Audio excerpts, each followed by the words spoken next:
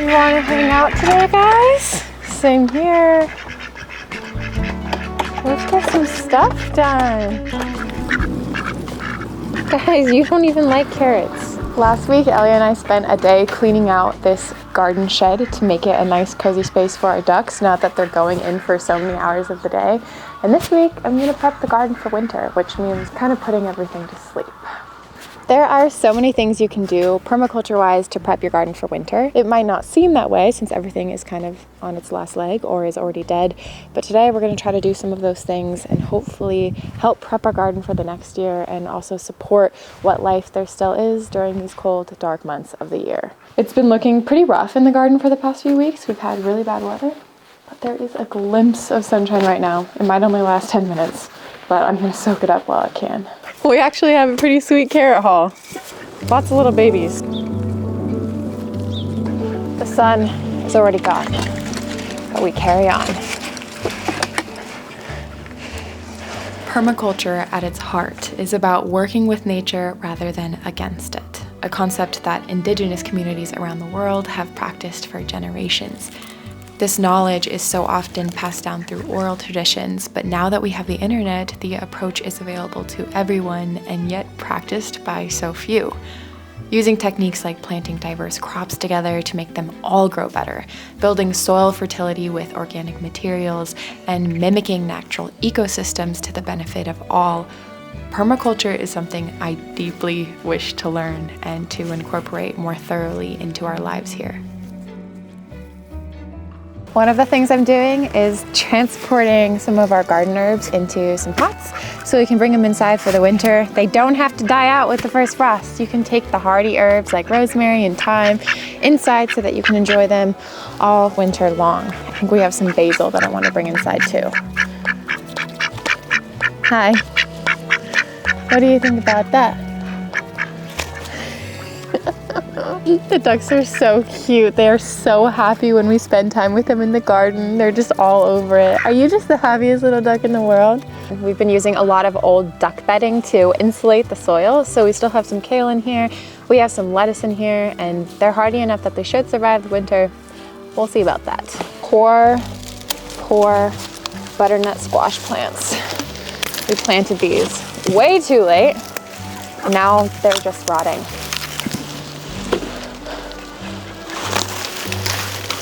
So though we're really only diving into this knowledge now in winter, there's still a lot to be done and a lot to be learned. It is really cold, but also really exciting to be in the garden. Excuse me guys, I'm talking.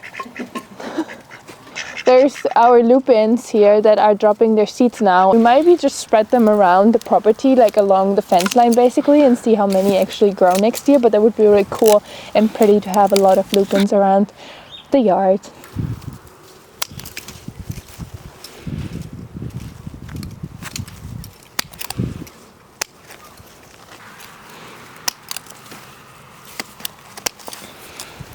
It's gonna be so exciting to see all this next year, like the second year of our garden, and also starting way earlier obviously, but also seeing what survived winter.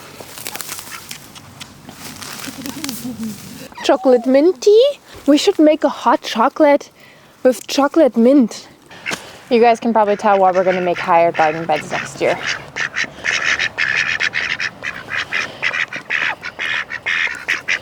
One of the things you can do instead of getting rid of all your leaves or letting them just decompose in your yard is rake them neatly underneath your tree. You can also add a little mulch on top if you want to make sure that it doesn't fly away if there's wind.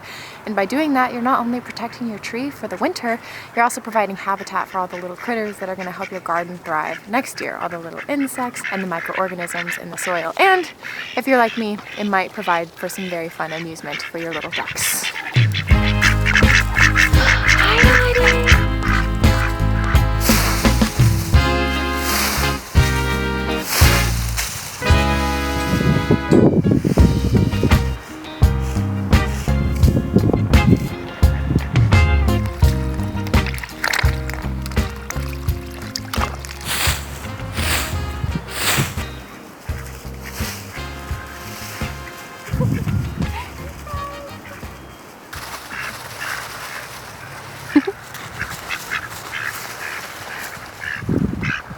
And just like that, we are done. I think I'm gonna take some of these leaves and put them around the branches of the other smaller trees that we have around here. Hi, Peanut. Hi, Peanut. And then it's time to clean the duck shed because we're gonna use all that old hay to insulate the soil. And I might also cover some of the soil that we have in the garden. I'm learning so much about permaculture, and normally you wouldn't really want to take up as many of the plants as we did in the garden, but a lot of our old plants were rotting because we planted them way too late.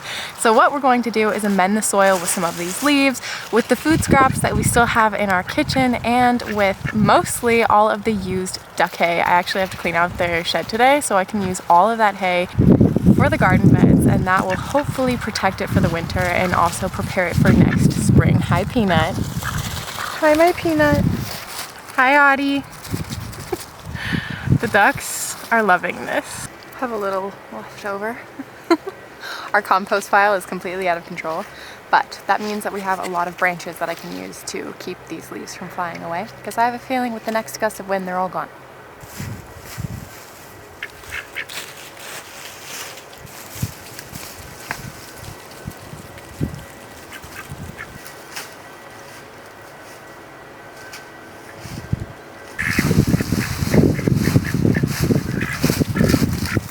Ottie is feeling so playful today. He keeps lunging towards me. I used to think that he was being aggressive, but lately I don't think that he is. I think that he's genuinely just really stoked to be hanging out because he doesn't bite hard or anything. He just nibbles and is really sweet. And then he goes on his way.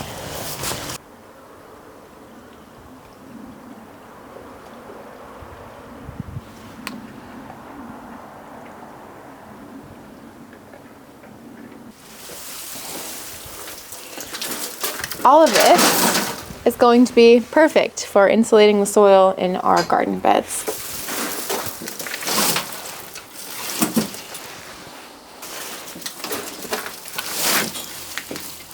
Leaving soil exposed to frost is not a good idea. It can lead to erosion, compacted soil, and the loss of helpful microbes that will help your garden the following season. It also dries out the soil and gives weeds a head start in the spring. So, to protect it, we're adding leftover duck hay. It works as both a protective layer and a natural fertilizer, keeping the soil healthy and ready for planting. And we're also using some leaves from our birch tree, which shed more leaves than you could possibly imagine. I think we're gonna need to get a lot of leaves because I kind of want to cover these. Yeah, and like my mom said, we have to put some soil on top of it so they don't just fly away after they're dried or sticks at least. Although I will say, so far, I mean, there was a whole storm and nothing really flew away. Yeah.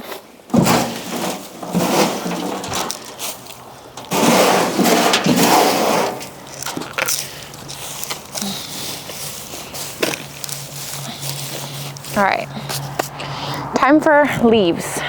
Lots and lots of leaves. Leaves, leaves, leaves. All you need is leaves, leaves, leaves. We are finally at the point with our roof where the roofers are finishing the job. So they have been up there instead of us putting on the tiles, putting in windows. And I can't even tell you guys how nice it is to just be able to sit and relax and enjoy this part, because it is almost done, just in time for the real cold to set in. May not be raining right now, but it is so cold out here. Oh my gosh.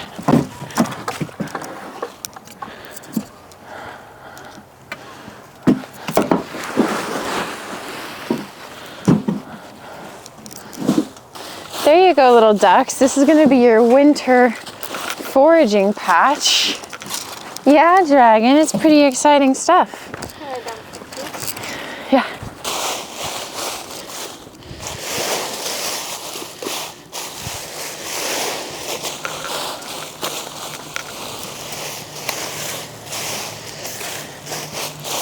Not gonna lie, I kind of want to lay in it.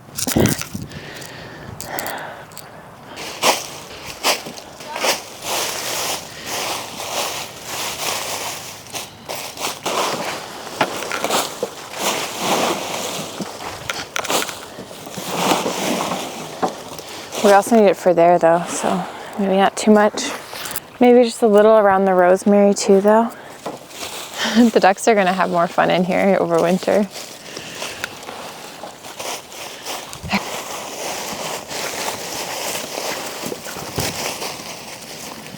You. You look insane. You have stuff all over your face. We are finishing up in here. It's time to finally go inside and get warm. I'm freaking freezing, but I do have an idea of how we can use some of the carrots and potatoes that we had left over from the garden, and it's kind of a yearly tradition of mine, so I'm excited to do it.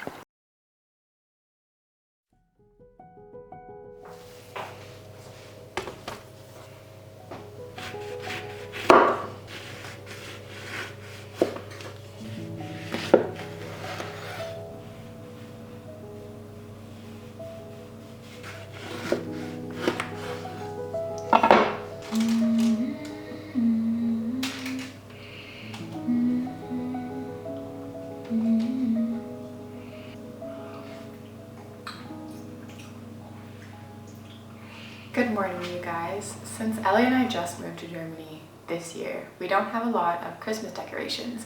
Both of us were full-time travelers before we moved into this house, and so we're kind of slowly but surely trying to get new Christmas decorations but not spend a lot of money on them. One of the things that I've seen that I really love is using oven-baked oranges. They look so cute. You can hang them on your windows and they act like sun catchers. You can hang them on your shelves. So we bought a bunch of oranges. We are going to make some of those right now.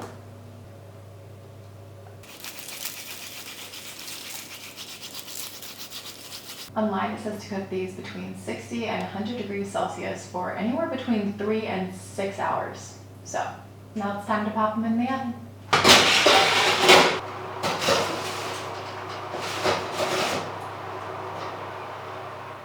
I didn't have any time to do this yesterday, but I think we're gonna start burying more of our kitchen scraps, not all of them, but at least some of them in our garden soil to prep it for next year.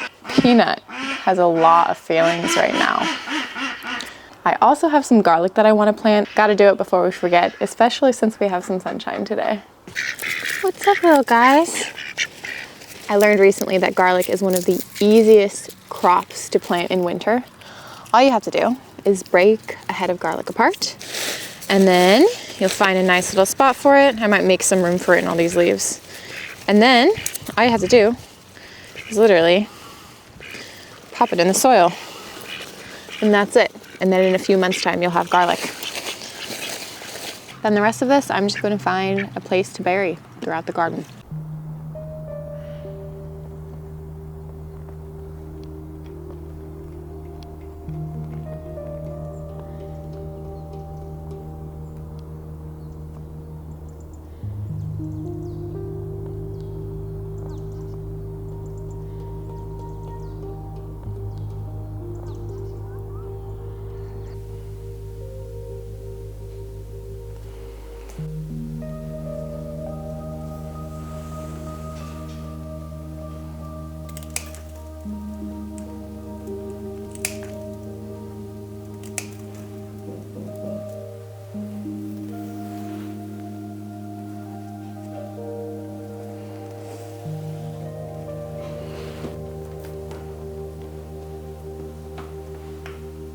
These took a really long time in the oven. When I looked it up, it recommended anywhere between 3 and 6 hours. Let me tell you, it was closer to 6 for sure. But they smell so good now. I sprinkled a little bit of cinnamon on the top of them. And I'm going to pair them with the pine tree that we have outside. A little mini Christmas tree. So it's going to be really lovely in here for the entire month of December. There are a bunch of roofers on our house finishing the roof, I think, today, which is insane. Tomorrow is officially the 1st of December, and we kind of thought this whole roof project would be done maybe 2 months ago. Yeah, here we are. I'm just so happy that it's going to be done soon. We want to put some Christmas lights on the house. We want to make it even more festive. I think, it's both of our first time owning a home, and so it's just been feeling so good to decorate and really nest in for the winter, especially since this is the first place either of us have been in a long time where it gets so cold in winter. So everything in me is telling me to do the cute, cozy things. Elli just baked cookies this morning, and here I am playing with dehydrated oranges.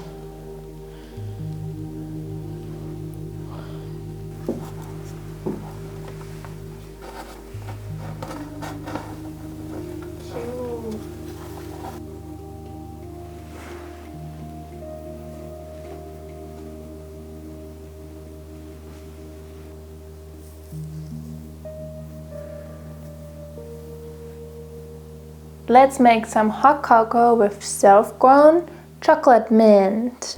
Anyone ever tried it? They smell really good.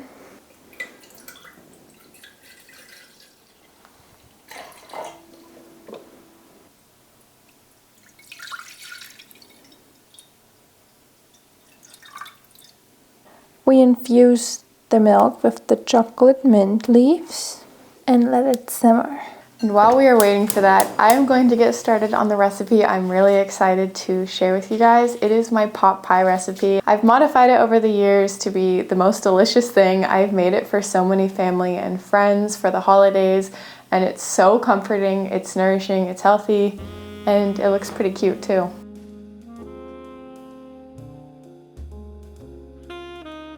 Okay, so we have onions, sweet potato, regular potatoes, zucchini from the pantry, the huge bowl of leftover carrots and potatoes we had from the garden. Can't forget mushrooms. I actually made this pot pie for Elli and I the other day, and she had made us a pasta sauce that was basically spices, rosemary, thyme, pumpkin, sweet potato, carrots that were baked in the oven for a long time, and then she pureed it. I've been throwing a little bit in with my pot pie, but this is not necessary because we do end up using cashews for a very creamy sauce. But this is a flavor punch, and I love it.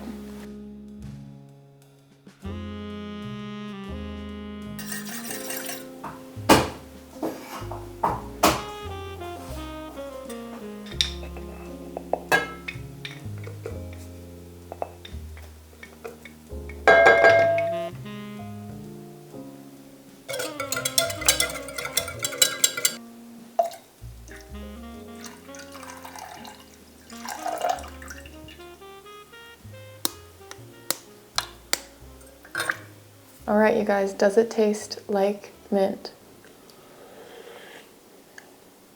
Wow, it does, pretty strongly. That's cool. We should do this more often. We could make peppermint everything. And now that we have sustenance, let's get to cooking.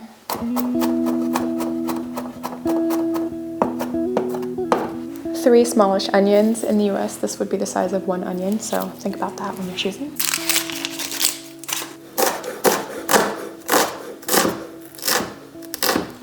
Now that we're good and crying, it's time to brown our protein and start caramelizing some of these onions and garlic. You're also going to need some butter of your choosing. We use a plant-based version here in Germany, and puff pastry, or you can also use phyllo dough, which is something I do use a lot of the times for my pot pies. But this time, we're feeling some puff pastry. We're going to set them out for 15 minutes, or basically as long as this prep work takes us. Adding a healthy dose of olive oil to both of them. I learned a while ago that adding oil to your vegetables not only helps with absorption of the nutrients from them, but also helps you to digest better. So if that's not a reason to use oil in your vegetables, I truly don't know what is. Add a little less than half of the garlic and probably 1/3 of the onions to your smaller pan. And the rest can go straight into your big pan pot. Don't forget to hit them both with a bit of salt, more in the big pot for sure.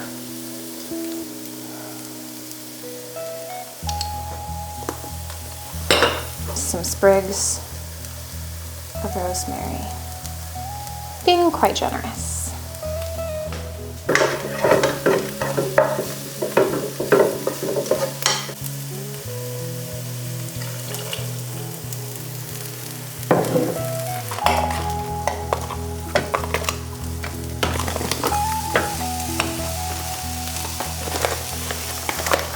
We're continuously keeping an eye on this, stirring those onions, stirring that protein, and while we're waiting, we can continue with our vegetables.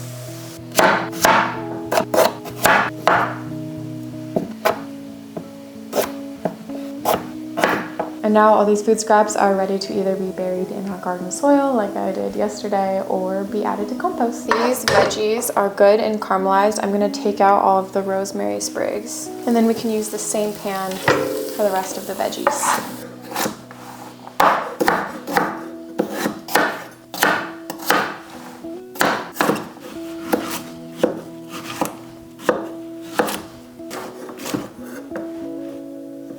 Little more olive oil. We start with what takes the longest to cook, and that is the sweet potato.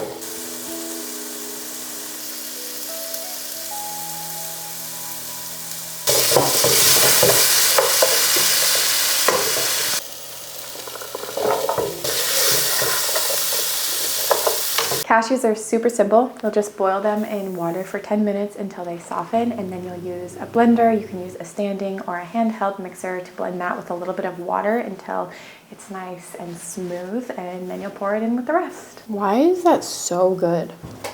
And now we add in everything. We add in the caramelized onions. We add in our protein.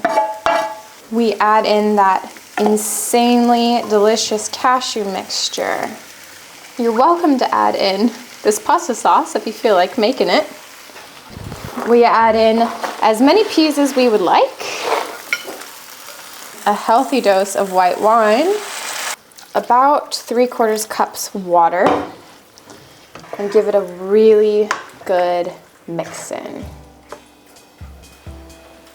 A secret ingredient that Elli and I use in almost all of our recipes is wine-reduced mushrooms. You saute them in a little bit of butter. You add a little bit of wine. We're using white wine tonight, but red wine is delicious. Also, you let it sit for a little until they're caramelized. And I'm telling you, this adds the flavor punch to the pot pie that we all deserve this holiday season.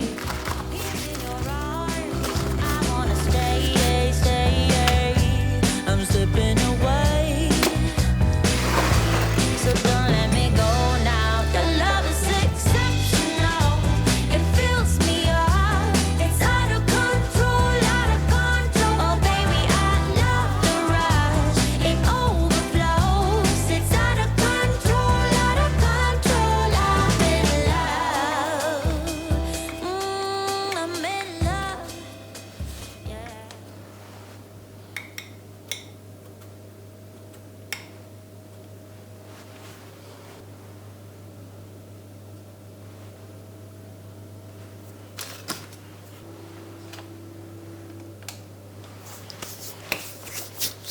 Do we have a little puppy in here wondering what that smell is? Does it smell good? Here is our beautiful creation. There's no telling what's gonna happen to the little roses and leaves I made once they're cooked, or if all the juice is going to bleed through. But for now, it looks beautiful. We're just gonna pop this in the oven for 15 to 20 minutes until the puff pastry is golden brown, and then it's time to eat.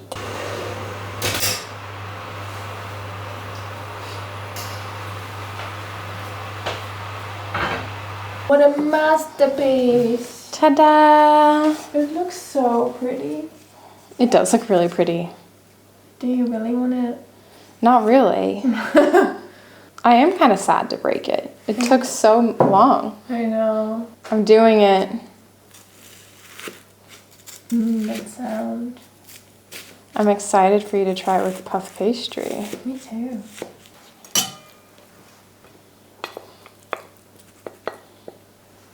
Thank you. Ding.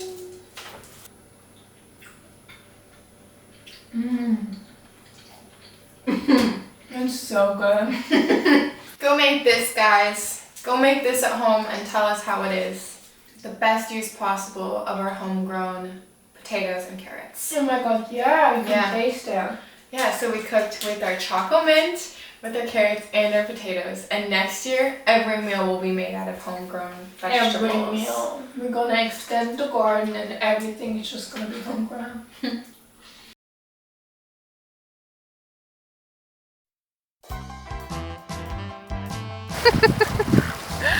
Hi, little ducky. A little bit in Wow, Peanut. Okay, Peanut, that's a statement.